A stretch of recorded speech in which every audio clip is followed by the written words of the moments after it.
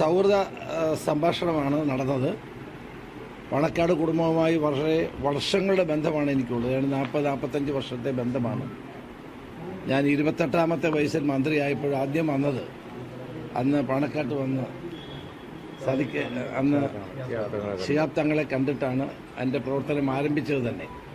അപ്പോൾ ഇത്തവണ മന്ത്രിയായപ്പോൾ പിന്നെ ഇവിടെ വരാൻ കഴിഞ്ഞില്ല, എല്ലാവരും തിരക്കിനായി. അതോടൊപ്പം തന്നെ വിവാഹത്തിന് വരാൻ കഴിഞ്ഞില്ല.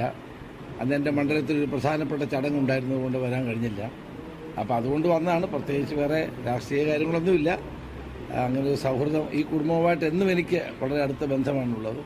അത് ഹൈദരലി തങ്ങളാണെങ്കിലും സാദിഖ് അലി തങ്ങളാണെങ്കിലും എല്ലാവരും അത്രയും അടുപ്പവും സൗഹൃദമുണ്ട്. പിന്നെ അവരുടെ ഇടയിലൊക്കെ ഒരു പാലമാണ് ഈ കുഞ്ഞാലിക്കുട്ടി. അതുകൊണ്ട് തങ്ങന്മാരെ എപ്പോഴും ബുദ്ധിമുട്ടിക്കാതെ ഞങ്ങൾ അദ്ദേഹത്തോടാണെല്ലാം പറയാറുള്ളത്. ആ ഒരു സൗഹൃദം അത്രയേ ഉള്ളൂ, വേറെ കാര്യങ്ങളില്ല.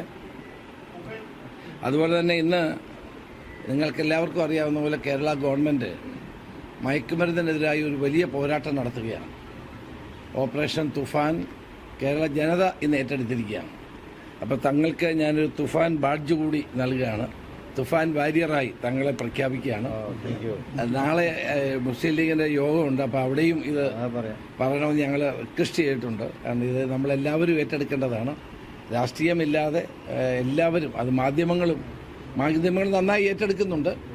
കേരളത്തിലെ യുവതലമുറയെ നമ്മളൊരു വിനാശത്തിൽ നിന്ന് രക്ഷിക്കാൻ വേണ്ടിയിട്ടാണ് ഗവൺമെൻറ് ഈ പരിപാടി ആവിഷ്കരിച്ചിട്ടുള്ളത്. അതുകൊണ്ട് അതിനും അദ്ദേഹത്തിന്റെ പിന്തുണ തേടിയാണ് ഞാനിവിടെ എത്തിയത്. Bridal craft the wedding mall, Pan Bazar, Tirur.